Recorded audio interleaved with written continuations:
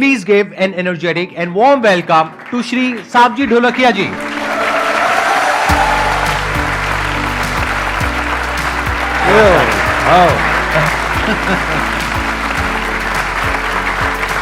बैठिए जी, बैठिए। I think कुछ साल पहले एक न्यूज आई थी जहां पे आपने सुना था कि एक कंपनी है जिन्होंने अपने एम्प्लॉइज को गाड़ियां दी हैं बहुत सारी और कुछ अपार्टमेंट्स गिफ्ट करे, वो इन्हीं की कंपनी है।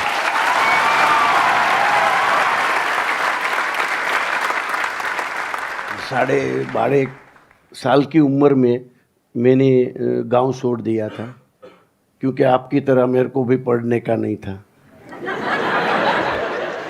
सभी को पढ़ने का तो होता ही नहीं है, सब कुछ करो लेकिन पढ़ने का नहीं है।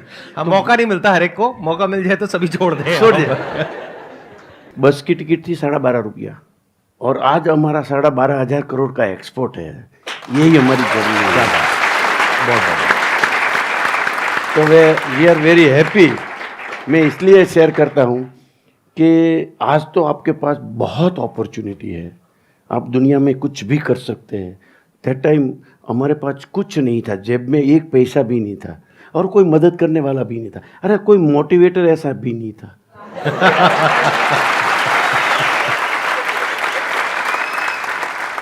सर, आप थोड़ा सा अपने उसके बारे में बताएंगे कि जब आपने शुरुआत करी तो आपको सबसे बड़ा चैलेंज क्या आया? वैसे तो जब भी हमने जर्नी चालू की है तभी तो इतना मुश्किल, मतलब कि हमारे यहाँ चला कोई इंटरेस्ट ही नहीं है। बड़ी बड़ी कंपनी में ही काम करना चाहते हैं। हमारे साथ तो कोई ना तो एम्प्लॉय मिलता है, ना तो मैनेजर मिलता है, ना तो कोई अच्छा व्यापारी मिलता है, ना तो हमको अच्छा कोई सप्लायर मिलता है। समझो जत्थाबंद पूरा लिस्ट था प्रॉब्लम का। दिमाग पढ़ा लिखा तो नहीं था, सोचना चालू किया कि ये सबको मिल रहा है, मेरे को क्यों नहीं मिल रहा है, मैं कुछ ऐसा करूं, कुछ ऐसा करूं। ये गाड़ी का तभी मेरे दिमाग में आया।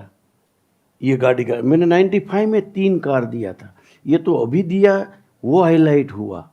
और अभी तक तो मैंने 4,000 लोगों को कार या घर या गहना दे चुका हूं।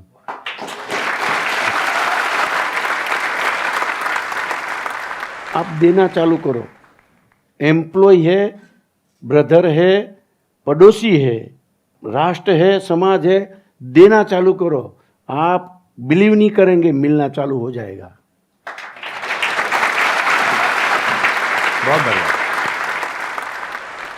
ये बेसिकली एक माइंडसेट है। माइंडसेट 2 तरीके का होता है। एक होता है कि मेरे को मिल जाए, और सामने वाले ने अगर मानो किसी ने 10,000 रुपए तनख्वाह मांगी, उसको और तंग करके किसी तरीके से उससे 6,000 रुपए करवा ली, वो भी रो रो करके उसको दी, ओवर टाइम कराया, ओवर टाइम के भी पैसे नहीं दिए, संडे को भी बुला लिया। ऐसा सब देखते हो आप लोग? कितने लोगों ने देखा है, ये सब ऑब्जर्व किया अपने आसपास में? ऐसी कंपनी में आप लोग कभी भी दिल से काम नहीं करेंगे। दूसरा होता है एक ऐसा एटीट्यूड कि शुरू से ही आपके मन में है कि मेरे पास में जो भी कुछ आएगा, अब सब कुछ तो नहीं, अगर सब कुछ ही आपने दे दिया तो आप खुद सड़क पे आ जाओगे ना, तो बट जितना मैं दे सकता हूं, जो भी मैं शेयर कर सकता हूं, वो मैं दिल से शेयर करूं।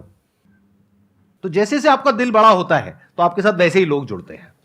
ये सीक्रेट शायद किसी को पता। हम लोग हमारे यहाँ एम्प्लॉय जो काम कर रहे हैं उसका पेरेंट का 1 साल में एक टूर करते हैं 15 दिन का, और 10 दिन में उसके साथ जाता हूँ। अपने माँ बाप की तरह मैं अपने एम्प्लॉय का पेरेंट की सेवा करता हूँ। अच्छा, एंजॉय कराता हूँ, प्रोग्राम कराता हूँ।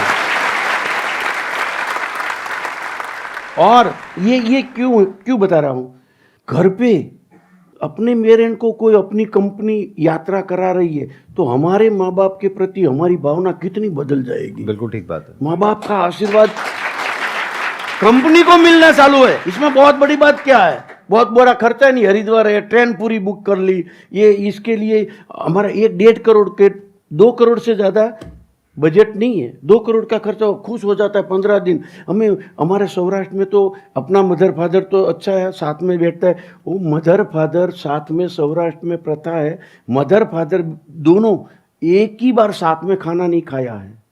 हम लोग एक ही डिश में खाना खिलाते हैं।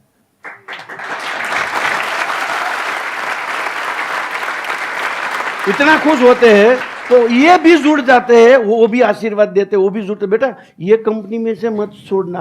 और छोड़ा तो मेरे को बिना पूछे तू ये कंपनी मत छोड़ना। साला हमारे बाजू में छोटा सा दामनगर है गांव, साला तूने कभी दामनगर नहीं बताया, उसने मेरे को दिल्ली बताया। और इसके आगे ये बिजनेस का व्यू है, कोई सेवा बेवा नहीं है ये भी। और इसके आगे की बात, वो पूरा पेरेंट का राउंड लग गया, 6000 फैमिली का राउंड लग गया है। अभी राउंड चल रहा है father in low mother in लो का।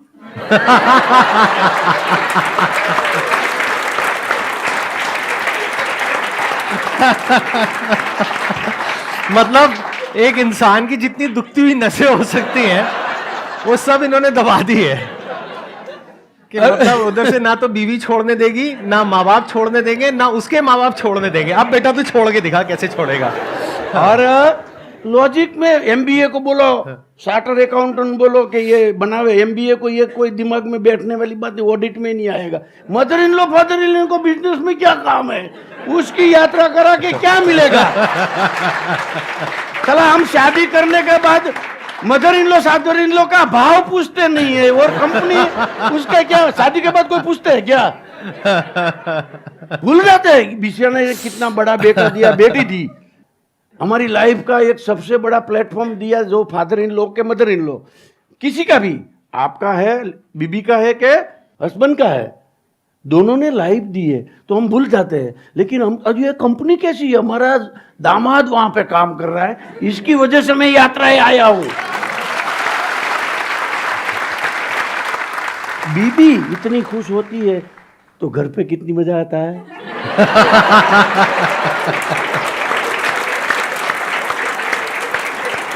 घर से आदमी शांति से खुश होके आया कंपनी में, कैसा काम करेगा, बढ़िया करेगा। हाँ।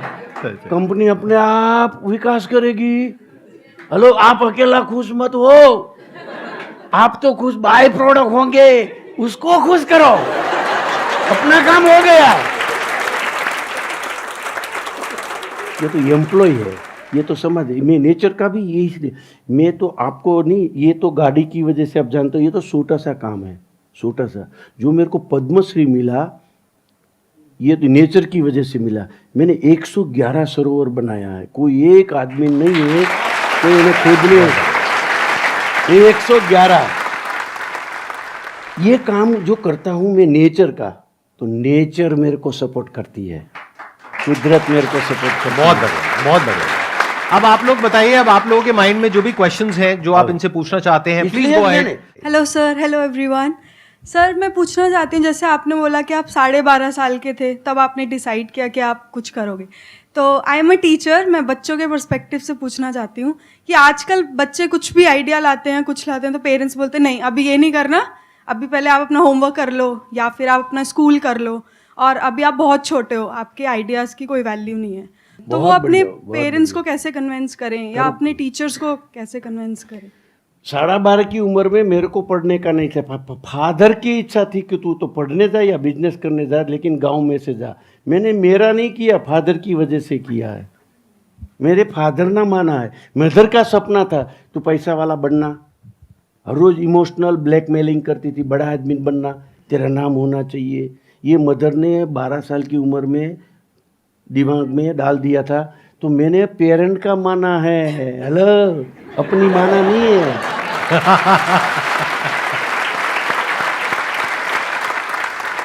40 साल 45 साल पहले माँ ने बोला था बड़ा आदमी बनना, पैसे वाला बनना और नाम होना चाहिए। मैंने माँ को बोला पैसा मेरे पास है तो अच्छा, दुनिया सब बुला रही है, रिस्पेक्टली, कोई केस दिमाग में नहीं चल रहा है, आज तक कोई गलती नहीं किया है, आज तक कभी किसी कोई गलत हैबिट में नहीं गए हैं, तो अच्छा आदमी तो था ही।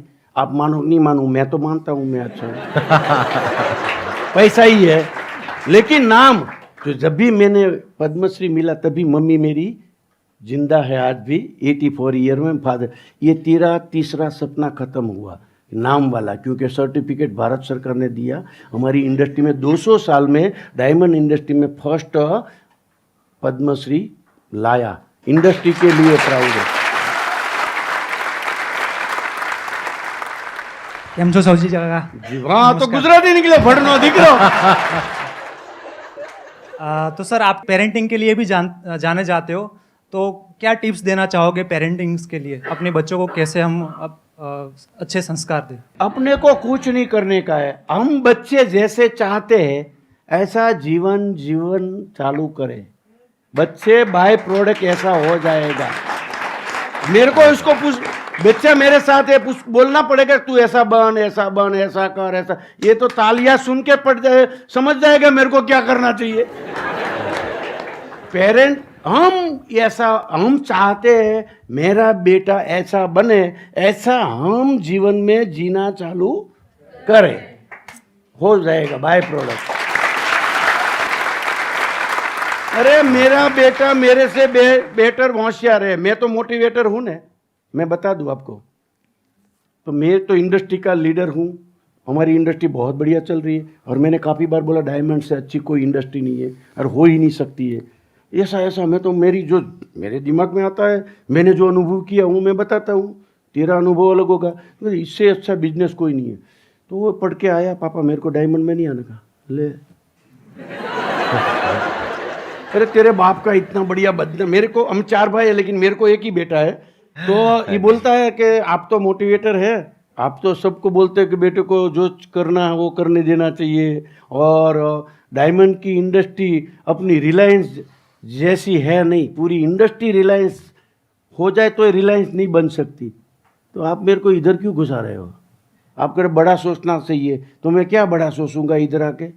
मेरा दिमाग घूम गया, बात तो सही है, हमको बड़ा सोचना चाहिए।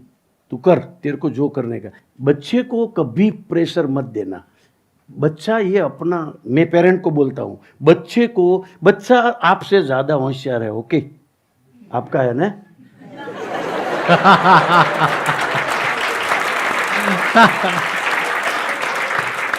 जैसे एप्स में नहीं होता वर्जन 2.0, राइट? हाँ, बेटर वर्जन होता है। हाँ, चलिए नेक्स्ट क्वेश्चन बताइए, कौन है जो कुछ पूछना चाहते हैं? सर ने अभी थोड़ी देर पहले बताया कि अभी जिस हिसाब से हम लोग हैं इस उम्र में होते हैं या किसी भी उम्र में, अगर किसी को उतना पैसा दे दो तो लोग स्टार्टअप या चीज़ों पे नहीं जा पाते आजकल। जैसे नॉर्मली होता है, हम लोग जैसे कॉर्पोरेट लाइफ में है तो जो भी सैलरीज हैं उसी में बंदा एक फंसा रह जाता है। तो प्लान ए आपके माइंड में रहता है कि आज के हिसाब से हमें बिजनेस करना है, बट आप उस लेवल तक पहुंच नहीं पाते, प्लान बी आपको जाने नहीं देती। जो भी आज की सिचुएशन है उसके अकॉर्डिंग हम लोग उस सिचुएशन में फंसे रह जाते, छोड़ नहीं पाते हैं। आप पहले दीजिए, अच्छा मैं पहले, क्योंकि आप दिमाग से देंगे, मैं दिल से दूंगा। उसको दोनों जवाब मिल जाएगा।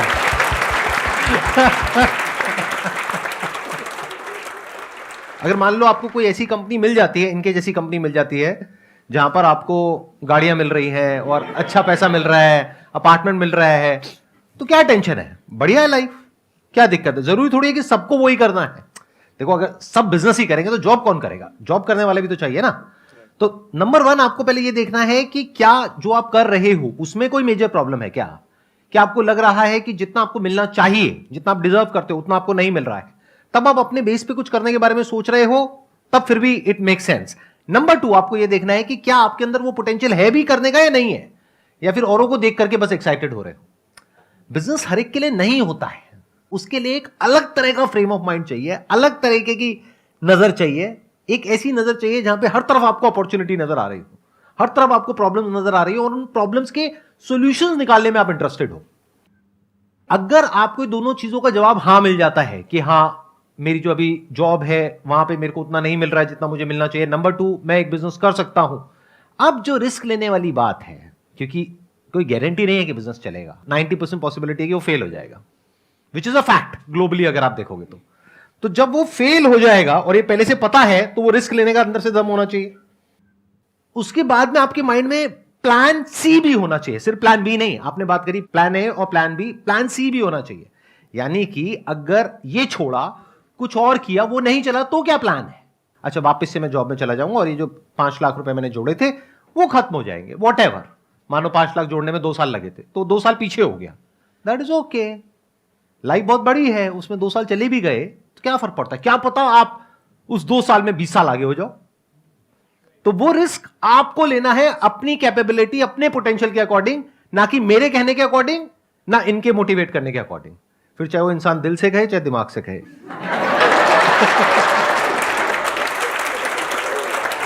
कुछ नहीं करने से तो बेटर है ना कुछ करके फेल हो जावे। एक बार फेल, 2 बार, 3 बार से 100 बार फेल हो जाओ, मास्टर हो जाएंगे भाई, तो आपके पास प्लस ही प्लस रहेगा, कोई फेल होने का रास्ता ही नहीं रहेगा। वहां तक तैयारी होनी चाहिए सक्सेस होने के लिए। Thank you so much sir, यहाँ पे भाई अपना हम समय लोग 10 निकालने साल के लिए। से मेहनत कर रहे थे। आपका मैंने चैनल देख के ब्रिजेश को बोला ये बंदा को लाने का है। समझो, बे बंदा को लाने का है, तू कुछ भी करके ला, क्योंकि जो आपका कॉन्सेप्ट क्लियर कट मेरे दिमाग में है। मैं ऐसा नहीं है कि तारीफ करने के लिए बोलता हूँ, फंडा के एकदम क्लियर है। हाँ जी, पैसे के लिए नहीं कर रहा, मैं भी बिजनेस कर रहा हूँ, पैसे के लिए नहीं करो। पैसा मेरे को मालूम है बाय प्रोडक्ट है, इसलिए हम लोग को लाने का था। लेकिन मेरा सपना कितना स्ट्रांग है देखो, बंदा को मैं तो ला नहीं पाया, लेकिन वो ने मुझको बुला लिया है। थैंक यू जी यहाँ पर आने के Thank लिए। you so मुझे much. बहुत अच्छा Thank लगा you. आपसे मिल करके। Thank you, God bless you. Big round of applause for him.